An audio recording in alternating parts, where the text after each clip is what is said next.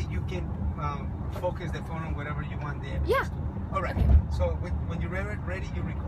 Okay, I'm recording. Okay, very good. So my name is Imaginhr, and what is your name? Tristan Damon. And do you approve that we record these lessons so that we can help other people around the world understand how this technology in color code can help us break the barriers of languages? Yes, I do. Before I give you the lesson, can you please explain to me what motivated you to be part of this campaign and mission to eradicate global illiteracy? Well, you clearly seem to want to help people, and you want to help people learn languages for their own benefit, and this seems like a great way to learn languages, and I am all for it. Okay, so now read for us the big banner that you read first so that we can understand where are we going to start from. Okay. Learn to read and write languages in minutes by color coding technique. Can you please repeat the last word only? Technique. And can you please tell me what is the color of the last two letters in the word technique? Red. And when you pronounce the word technique, do you pronounce those two letters or are they classified as silent? They're silent. Now, take a look at the I in technique. Can you tell me what color is it? It's green. It's green. And can you tell me what is the color of the I in the word right?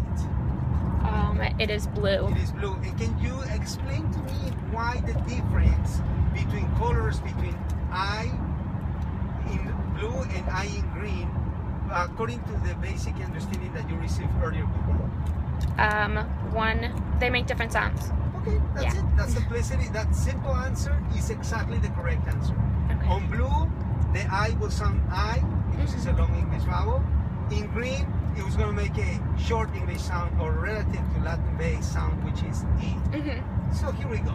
Now, understanding that the sound of E in technique, in green vowel I, is the sound that is going to carry that vowel forever. Take a look at the matrix with all the 7 languages.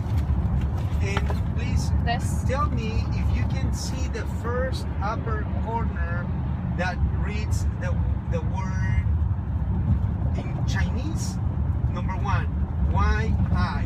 Do you see it with your eyes? No. The upper right. Oh, upper yeah, right I do. I see it. Yes. Now, can you spell that one for us? Y-I. Y-I. And can you tell me what is the color of the Y? Red. And now, because now you have a new understanding with this new lesson, do you know what will be the sound for the Y? I think silent. It will be silent. Yeah. Very good. Congratulations. Yay. That means that you understand that on red, the letter is silent. So therefore, the next letter is I. But what color is the I? Eh. Yeah, okay. So in Chinese, how would you read number 1? Yeah. That's right. And now let's go to number 4. Okay. In number 4, if you can take a look at the spelling, can you spell it for us? S-I. But the I is no longer blue, it's green in fact. So how would you read number 4 in Chinese with the English spelling? Like S. Like C. C? Like C. Because it's like oh, technique. Yeah, like C. So now, if you say C in 4, how would you say in 7 in Chinese? 7? T. T, correctly. How do you spell that? T-I. T-I. And what is the color of the I? Green. Green. So therefore you read the whole word as? T. T. Now let's go into Turco. Move to Turco, Turkish. Okay. A few rows down. Okay. And can you spell number 1 for us? B-I-R. And can you tell me what is the color of the I in B-I-R? Green. So would you pronounce it as buyer or as beer? Beer. Okay. And so now you have this new understanding. How will you read without me helping you number 2 in Turkish? Spell it for us. I-K-I. I-K-I. So, Iki? You got it! Congratulations. Yay. Okay. Have anybody ever taught you how to read languages like that, like I'm teaching you right now? No.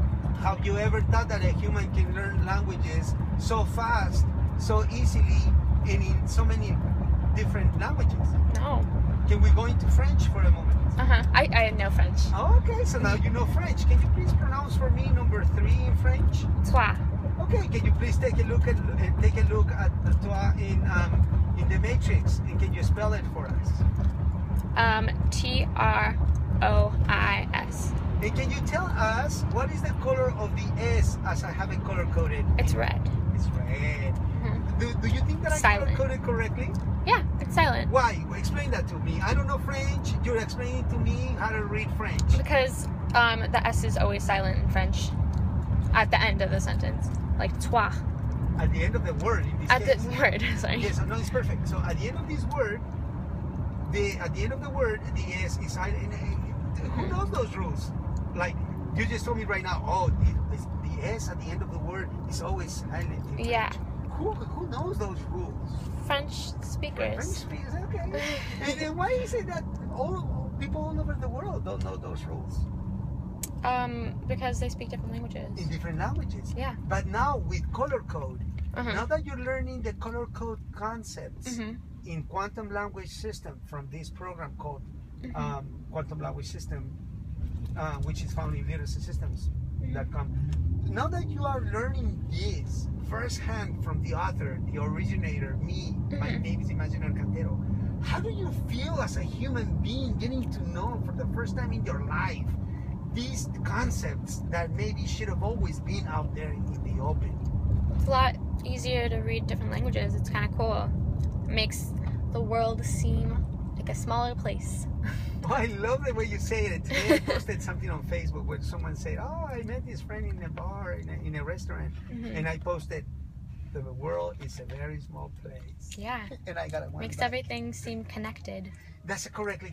You see, with this technology, what I aim to do is to help the world unify with a single color coding system that can decode dialects, languages, and you don't have to believe me, but IBM officials, when they endorsed this technology at the Museum of the Computer, they were also joking as, wait a minute, so with this new technology, new neural path connections reformulating the human mind, do you mean like we will be able to understand animal languages as well?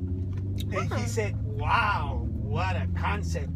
And as he was laughing, another one of his partners looked at him and said, hey partner, you just pronounced one word of the animal kingdom. And he was like, what are you talking about? And of course, everybody in the moment was like, well, looking at him like, yeah, you just said wow.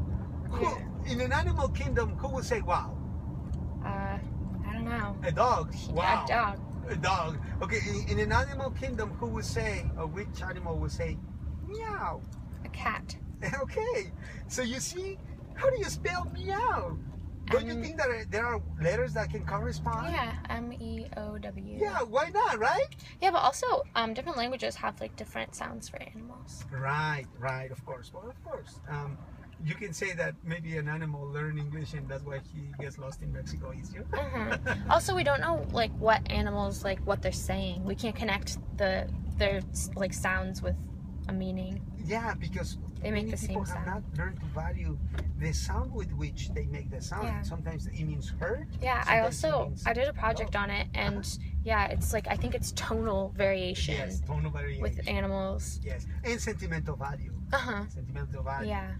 Also, of course, I'm not trying to pull your leg on this one, but and I'm not trying to talk about animal languages as part of the project, but when you think about it, if we can encapsulate sounds, like I have encapsulated sounds for the English language, we can encapsulate any sound. What do you think? Yeah. And come up with its own coding.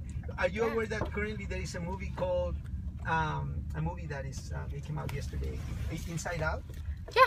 Okay, that movie is fascinating to me because people are already using color code by color coding letters, but really they're really color code the whole word. Yeah. So everybody wants to color code. Just up a little bit more. Everybody wants to color code a little bit somehow. Target puts the name Target in red. Yeah. So when I look at it, I say different colors bring up different emotions for people, even if they don't know it. And my dad is in a branding company. He does that kind of thing. Yeah. Well, he will be amazed to get to know. Yeah, definitely. I'll definitely introduce the concept to him. That you learn about this. Yeah. So let's end this conversation so that we can. But before we end the conversation, is there a comment that you would like to share with us in the world as an advice to end this conversation based on your learning with me? I think that this is a very helpful program, and I think that my school would definitely be interested in it. And I think that this could help schools all around the world to better understand different languages and better communicate with each other. I love it. Promoting world peace. My name is Imaginhr Cantero, and I'm glad